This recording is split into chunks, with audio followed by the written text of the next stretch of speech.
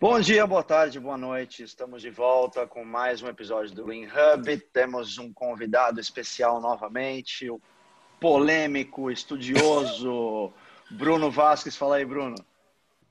Não acabou essa fama de polêmico ainda, tô ficando preocupado. Polemicão!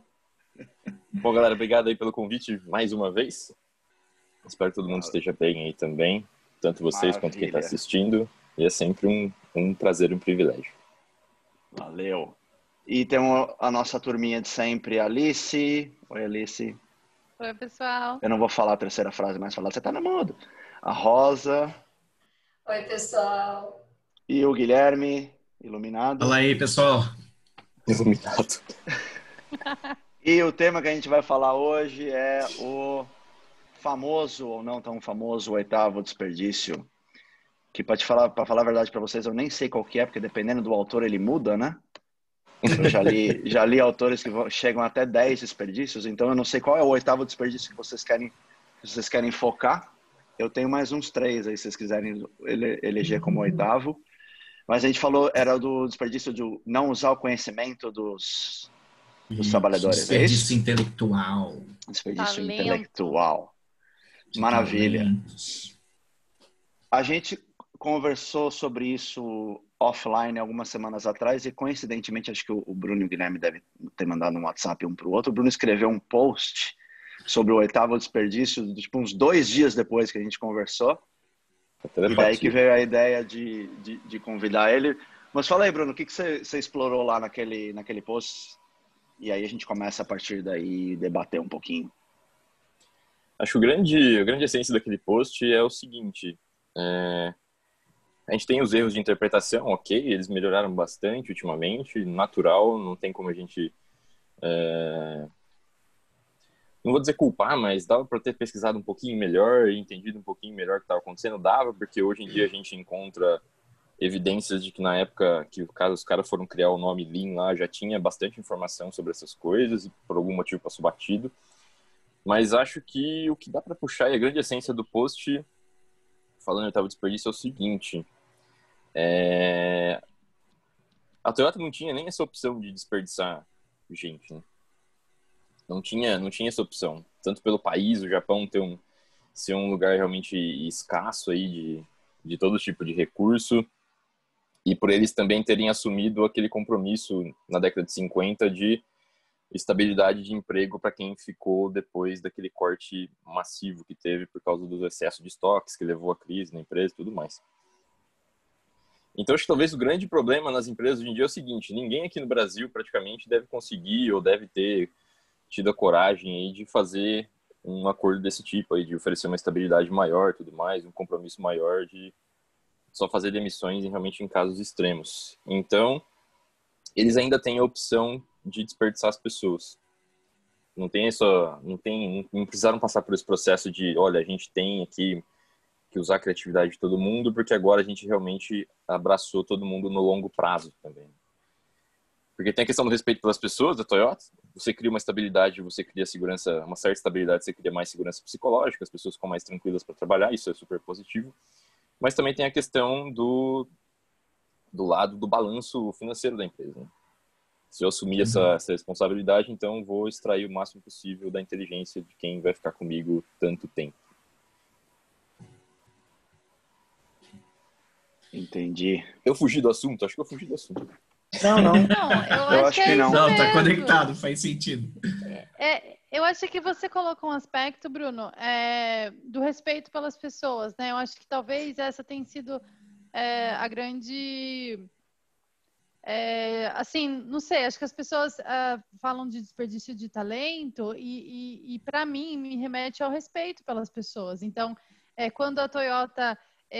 falava, olha, vamos automatizar esse processo para que essa pessoa seja mais bem utilizada ali, aqui, né? Então a gente possa aproveitar ao máximo a capacidade dessa pessoa e não, né, ficar colocando ela ali da máquina para fazer aquilo que a gente pode automatizar, né? Então você passa a aproveitar melhor a sua capacidade humana ali de força de trabalho. Quando a Toyota entrou na Segunda Guerra, ela viu os seus melhores profissionais indo para a guerra, né? E chegando uma galera que não sabia muito bem daquilo. Foi aí que ela começou com essa coisa do trabalho padronizado, né? E nesse momento foi muito importante aproveitar ao máximo o potencial das pessoas e dar todas as ferramentas para que elas conseguissem fazer o melhor trabalho, né? Então, eu acho assim, eu vejo que essa coisa do talento humano, ele está muito relacionado ao respeito pelas pessoas, ao respeito pelas pessoas que fazem o trabalho,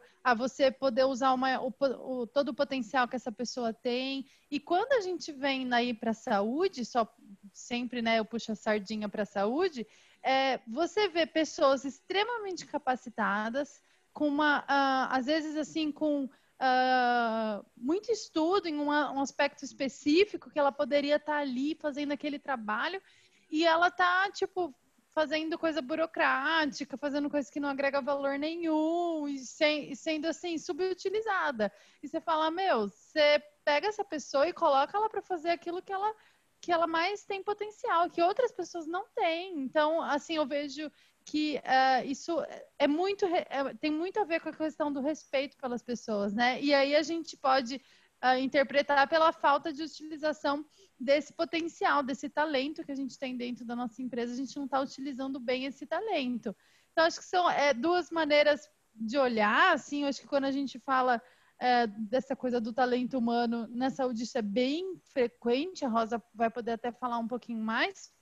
Mas, assim, é muito comum a gente ver até, assim, técnico de enfermagem, enfermeira, médico, correndo para cima e para baixo, fazendo um monte de coisa que a gente já sabe que são os desperdícios, né, que tem, os 7 desperdícios, e que, na real, a gente está desperdiçando. Ele poderia estar libera-leito, entregando valor para o paciente, e ele está fazendo tudo isso, sabe?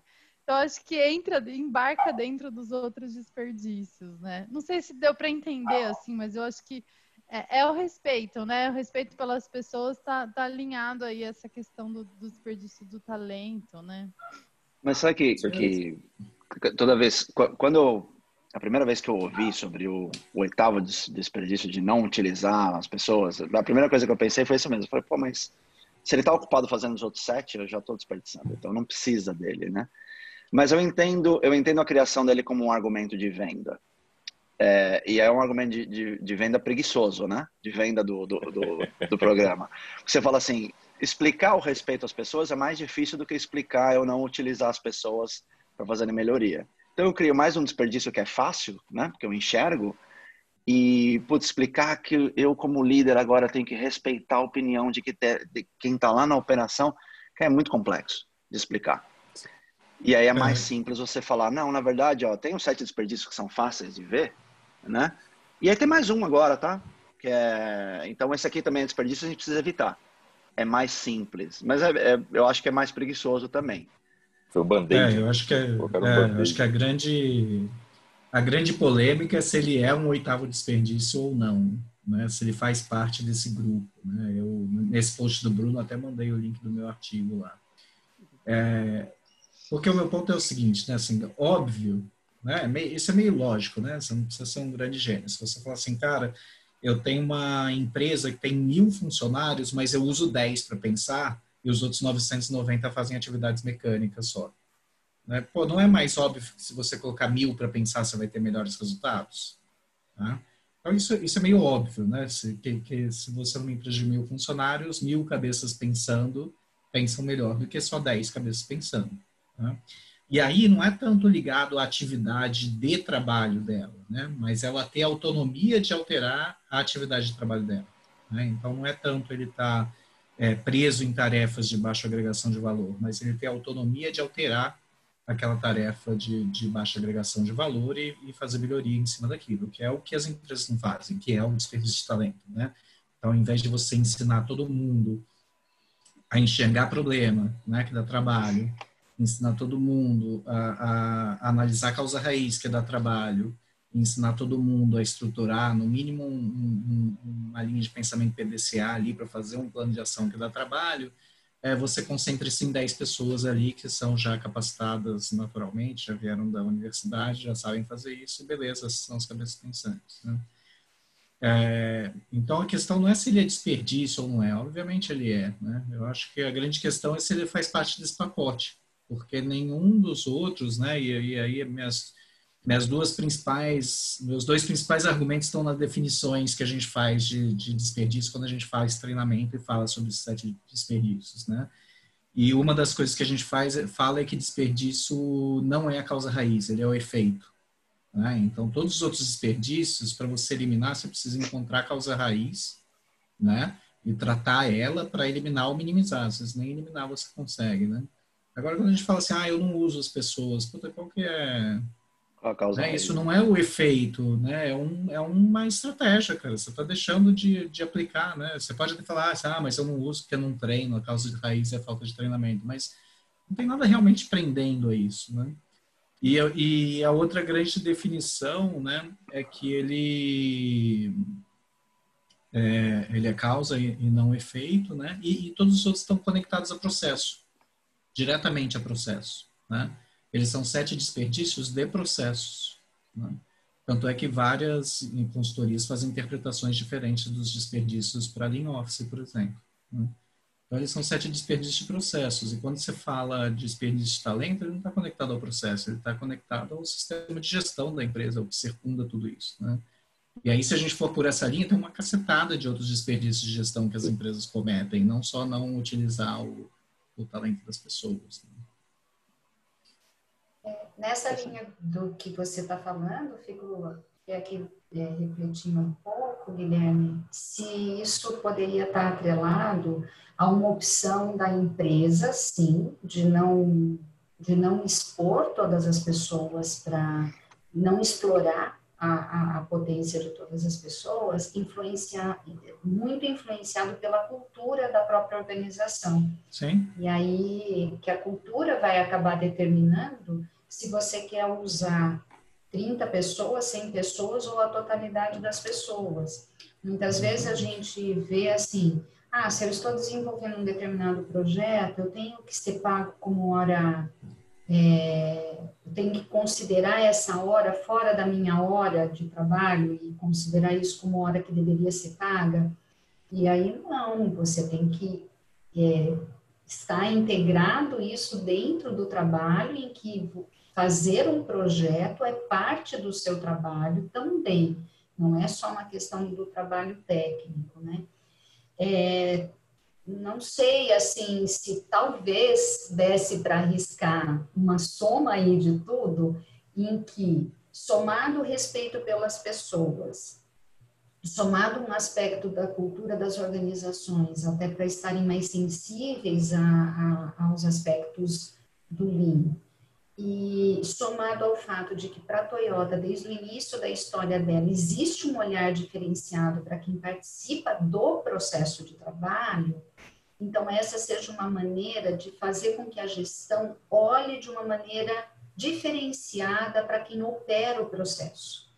Então, o executor passa a ser uma peça fundamental dentro do processo. Então, não sei exatamente, o Bruno, vocês podem me esclarecer, assim, de fato, o 8º desperdício, ele surge mais recentemente, não é? Do que eu já estudei, né?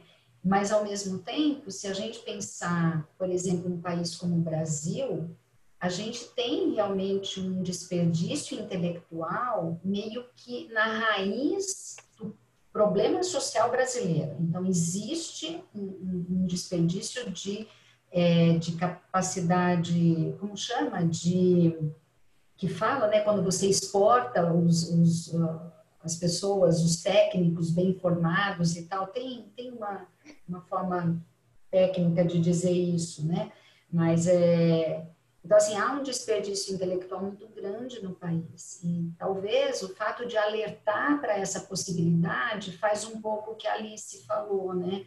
Então, assim, você pega profissionais altamente qualificados e eles acabam se perdendo dentro de um processo anárquico e parece que aquilo é o que vai entregar valor e, na verdade, não é, né?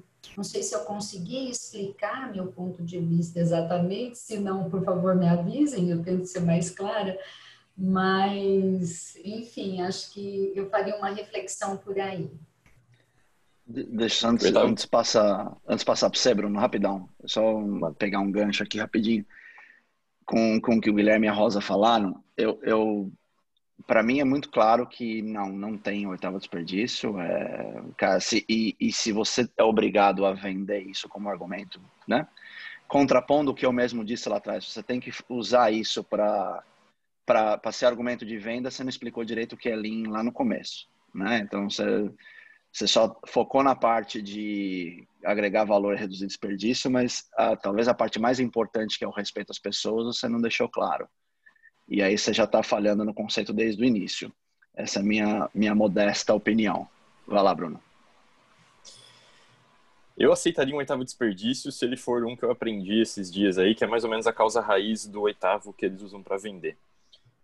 Se eu tenho desperdício de talento, geralmente por comportamentos e crenças da liderança. Se a liderança não acha que é importante, se for analisar lá buscar uma causa raiz por oitavo desperdício, provavelmente você vai encontrar lá dentro da cabecinha de quem está liderando a empresa. Uma coisa que o Guilherme falou que é legal, ele falou das 1.000 pessoas. Às vezes, se eu fizesse as 900 lá pensarem, eu precisaria, na verdade, de 700 pessoas. Eu não precisaria das 1.000 pessoas para rodar a empresa. E eu estava lembrando aqui que no comecinho, você pegar os primeiros, o manual interno da Toyota e os primeiros livros, não tem 7 desperdícios. O ONU fala ali de 4 excessos, basicamente, né? Excesso de pessoas, excesso de estoque, excesso de recursos no geral. E a sensação que eu tenho é que ele tentou abrir para ver se ele conseguia ajudar as pessoas a entenderem que, isso daqui são 7 coisas que interrompem fluxo. 7 coisas que atrapalham o fluxo de alguma maneira. E ele não citou pessoas mesmo, porque realmente acho que já estava enraizado nele ali. Mas se eu fosse usar um oitavo, eu usaria esse de comportamentos da liderança. Os comportamentos da liderança são um desperdício que levam ao oitavo desperdício. Mas eu acho também um clichêzão que virou moda, aumentar desperdício. Eu acho que a gente perde muito tempo categorizando demais essas coisas. Tenho pensado nisso. A gente não perde muito tempo categorizando essas coisas, ao invés de pensar como que a gente pode criar fluxo aqui, fazer as pessoas trabalharem mais felizes e fazer material e informação fluírem melhor. Porque, querendo ou não, as pessoas são um grande bloqueio ali, né, para material e informação. Se as pessoas estão infelizes, elas vão trabalhar contra o fluxo de material e informação. E se elas estão mais satisfeitas e trabalhando de uma forma mais valorizada, elas vão facilitar isso de alguma maneira. Acho que é uma das questões. Acho que talvez Pode seria falar, para tornar algo mais didático, Bruno, sabe? Assim, para o pessoal entender, né? Para a galera, né? Para entender um pouco como olhar. Acho que o objetivo é esse mesmo, Liz. Que buscar, sabe? É deixar mais palatável, talvez, né? Mastigadinho. Acho que facilitar, né? A gente fala tanto de facilitar, melhorar. Acho que é mais para facilitar no entendimento, né? Ensinar, é mais fácil para ensinar. Não sei, eu acho que acaba levando as pessoas a refletir mais sobre isso, a entender melhor, né, o que olhar, para onde olhar. Não sei, eu entendo que pode ser que seja até uma estratégia usada para o ensino mesmo, né, para a expansão desse conceito. Quando você sai da Toyota, você tem que, né, botar tudo isso dentro de uma caixinha para ensinar para o povo, né? Que foi basicamente o que o pessoal lá do MIT fez, né? Tentou traduzir e botar tudo dentro de alguns conceitos ali, né? E, pessoal, é isso daqui que eles estão fazendo, né? Não sei, eu tenho... Acho que é complicado também... Pode falar aí. É complicado também porque para você arrancar fora da sua empresa o oitavo desperdício, não no sentido de não usar, mas para eliminar ele, você tem que pagar mais pro pessoal. Às vezes você paga um salário lá irrisório, o pessoal não quer nem fazer o básico ali. Se você botar os caras para resolver problema e cobrar isso, não vai adiantar nada. Você tem que treinar as pessoas, investir em treinamento. Treinamento não dá para ficar calculando ROI, não é uma coisa muito sensata. Você tem que criar um clima ali onde você tem menos medo, onde as pessoas consigam experimentar mais as coisas. Então dá um trabalho danado. Não sei nem se adicionar esse desperdício vai ter algum efeito também. O pessoal vai continuar fazendo a mesma coisa. A maioria. O que eu vejo assim, Alice, é bem isso, assim, é uma questão de didática, né? Ó, pessoal, existe isso aqui, ó, vocês precisam prestar atenção nisso. E também é o ponto que o Luciano colocou, né? De vender essa ideia, né? Mas essencialmente, cara, o Lean é a eliminação do oitavo desperdício. Né? Por essência, cara, sem ensinar as pessoas a olharem, enxergarem desperdícios, analisar a causa raiz e resolver o problema, ninguém conheceria o nome do ONU, porque todo mundo fala tanto, né? Na verdade, quem fez não foi ele, que saiu ali com a cabeçona dele determinando, colocando as regras. Cara, aquilo ali foi construído pela mão de todo mundo que estava na operação, né? Então, para mim, em essência, o Lean é a eliminação do oitavo desperdício. Aí você não pode colocar uma definição do que é um negócio mega abrangente dentro de uma das coisas do Lean, que são os 7 desperdícios, né? Então, assim, eu entendo o tema e quando eu escrevi esse meu artigo com essa minha posição contra colocar ele ali, eu recebi muito desse retorno, assim, mas é importante, é para chamar atenção para o tema, né? As pessoas precisam estar ligadas nisso, né? Mas, cara, em essência, o Lean é isso. Você quer ter uma empresa Lean? Cara, como é que as pessoas resolvem problema? Uma auditoria Lean devia ter uma pergunta só. Qual é o seu sistema de resolução de problema? Você tem um sistema de resolução de problema se você passou na auditoria Lean. Né? Você tem um sistema de resolução de problema que envolve todos os níveis da organização. Exato, que resolve todos os níveis. Você pode ter, aliás, e provavelmente a gente tem que ir para o caminho do encerramento. Eu vou visitar uma empresa amanhã e a gente vai fazer exatamente uma análise de um problema. E aí eles falam, não, a gente tem um mega sistema aqui, eles têm um formulário super bonito mesmo, 2 páginas A3, com 5W, 1H, 5 porquês, né? Eu falei, legal, como é que vocês fazem? Não, eu sento aqui, a supervisora falando, eu sento aqui, eu faço aqui a análise, depois eu passo para o cara da manutenção complementar os dados dele, aí eu sento com a minha chefe e a gente define quais são as ações. Eu falei, em que momento você pergunta para os operadores o que aconteceu, quando eles são envolvidos? Eu falo, não, só quando tem que implementar as ações lá, a gente fala com eles o que tem que fazer. Falei, vai funcionar legal esse sistema, viu? Vai dar certo sim, viu? Sistemão bom. Exatamente. É isso. Não entendeu a essência do que é a solução de problema. Antes de terminar, assim, Bruno e pessoal, assim, outro dia eu fiquei procurando, né? Putz, quem foi o primeiro cara que decidiu criar o oitavo desperdício? E não achei essa referência. Vocês sabem? O Bruno. Eu acho que o Bruno. Eu acho Alice que foi alguma consultoria. A primeira vez que eu vi no livro, foi no livro do Jeffrey Liker. Eu tenho que confirmar se foi ele que criou ou não, mas a primeira vez que eu vi foi num dele. Mas eu acho que ele deveria voltar a fazer igual os japoneses brabão lá faz ainda. Eles dão uma condição para você alcançar, faz uma analogia com a natureza, e se você voltar a perguntar se tá bom, eles vão falar good no good. Pronto, até você descobrir o que tem que fazer. E se você não descobrir sozinho, você vai escutar que você vai ser demitido simbolicamente. Pronto. Aí as pessoas aprendem com o corpo, aprendem com o instinto. Eu acho que a gente tá ficando, sei lá, meio... Não sei, tem outro termo sem ser Nutella? Não queria usar Nutella.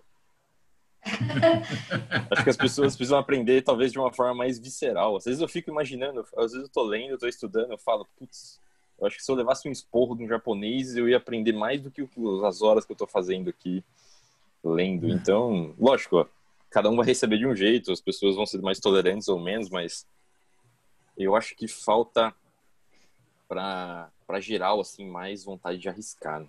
Mais vontade de aprender fazendo. Eu vejo aquele post de pessoal reclamando que o P do PDCA do brasileiro é muito curto, e aí eu vou ler sobre os senseis japoneses e os caras falam para você tentar com a mão e não ficar tentando com a cabeça.